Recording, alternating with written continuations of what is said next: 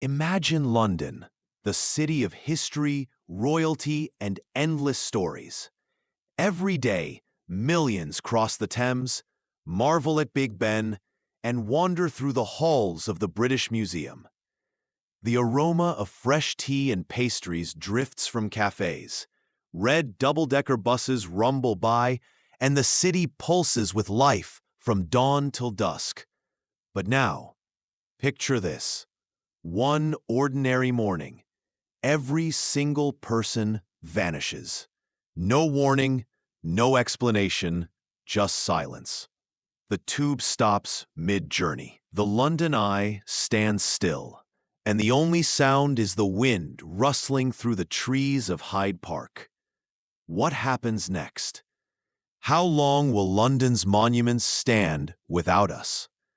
Will nature reclaim the city, or will our creations endure? Today, let's journey through time to witness the fate of London in a world without people. In the first few hours, London seems frozen in time. Trains sit idle in the underground. Buses are abandoned at their stops. And the last echoes of human voices fade away. Automatic systems continue for a while.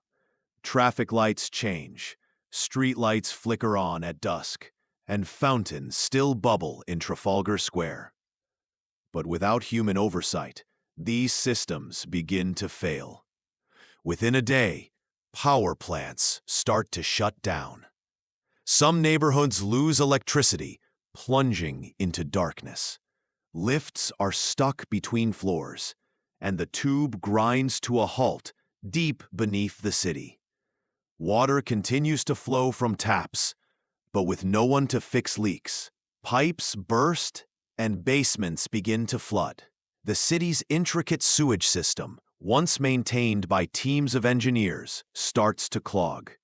As night falls, London is darker and quieter than it has been in centuries. The only movement comes from the animals. Foxes, which already roam the city's parks at night, venture further into the open. Birds, sensing the absence of people, begin to nest in new places. By the end of the first week, the city is no longer just empty, it's beginning to change. A year passes. Without street cleaners, rubbish accumulates, but soon wind and rain scatter it, and plants begin to sprout through cracks in the pavement.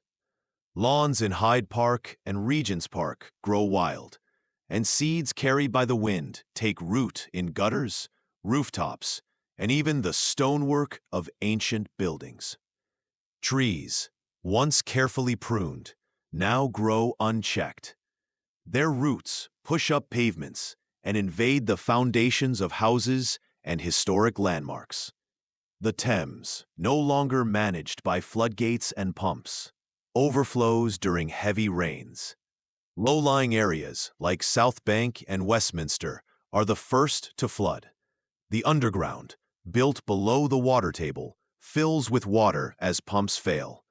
Tunnels become underground rivers, and stations are submerged. Animals become bolder. Deer from Richmond Park wander into the city, grazing in gardens and parks. Foxes and badgers roam the empty streets.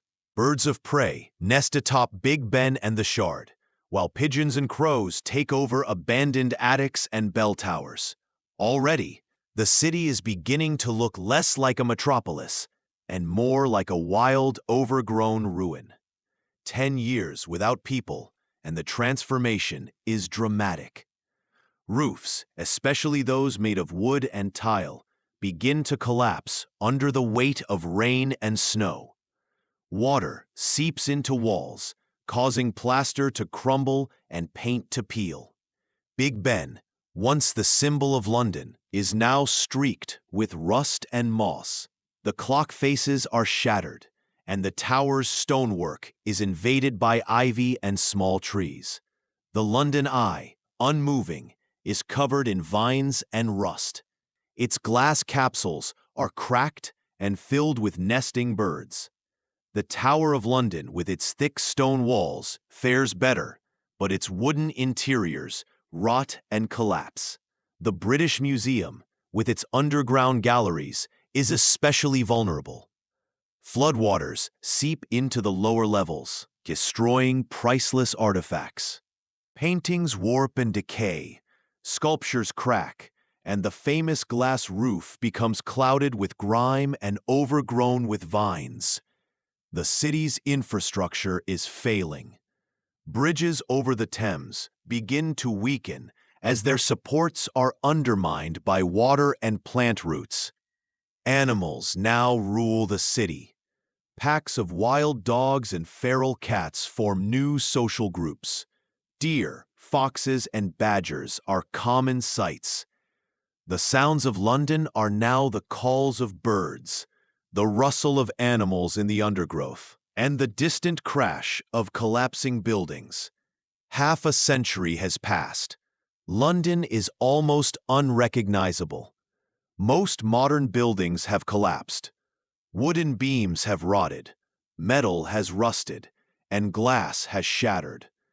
Big Ben, weakened by decades of unchecked decay, finally succumbs. The clock tower collapses, its remains quickly hidden by encroaching vegetation. Stone structures fare better. The skeletons of St. Paul's Cathedral, the Tower of London, and a few other monuments still stand, though they are covered in moss, lichen, and climbing plants. The Thames has changed course in places, creating new wetlands and lakes where neighborhoods once stood. The city is now a dense forest, with trees growing in former streets and parks merging into wild woodlands. Wildlife flourishes. Deer, foxes, badgers, and even wild boar are common. Beavers build dams in the Thames's tributaries, creating new habitats for fish and birds. The air is filled with birdsong, and the city's ruins provide shelter for countless species. If you were to walk through London now, you might not even realize you were in a city. Except for the occasional archway, a toppled statue, or a fragment of stone wall peeking through the trees. Centuries pass. The city that once defined empire and culture is now a memory, hidden beneath layers of soil and vegetation. Most buildings are gone, their stones scattered and buried. The underground tunnels, once a marvel of engineering, have collapsed and filled with earth. The only structures that remain are those built to last: the thick stone walls of cathedrals, the foundations of bridges, and the deepest cellars. Even these are slowly being claimed by nature. Tree roots split stone, frost shatters what remains, and rain erodes the carvings and sculptures. The Thames, unconstrained, has carved new paths through the city, erasing streets and landmarks. In the forests that now cover London, animals roam freely. Wolves and deer are the new rulers of the land. If a future explorer were to dig here, they might find fragments of marble, rusted metal, or shards of glass, clues that a great city once stood in this place. But to the casual observer, London is gone, replaced by wilderness. 10,000 years is an unimaginable span of time. By now, even the most durable monuments have crumbled. The last remnants of Big Ben are buried beneath centuries of earth. The London Eye is nothing but a trace of rust in the soil. Plastic, strangely enough, may be the longest-lasting legacy of humanity. Bottles and fragments buried deep underground, waiting to be discovered by some future intelligence. The Thames has shifted its course many times, erasing the last traces of streets and buildings. London, once the beating heart of Britain, is now a wild, ancient forest, indistinguishable from the countryside that surrounds it.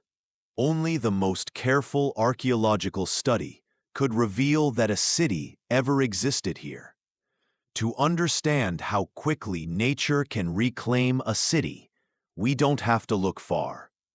In Chernobyl's Pripyat, forests have swallowed entire neighborhoods in just a few decades. Buildings collapse under the weight of trees, and wild animals roam the empty streets. In the abandoned village of Tyneham, England, nature has overtaken homes and churches, erasing all signs of human life.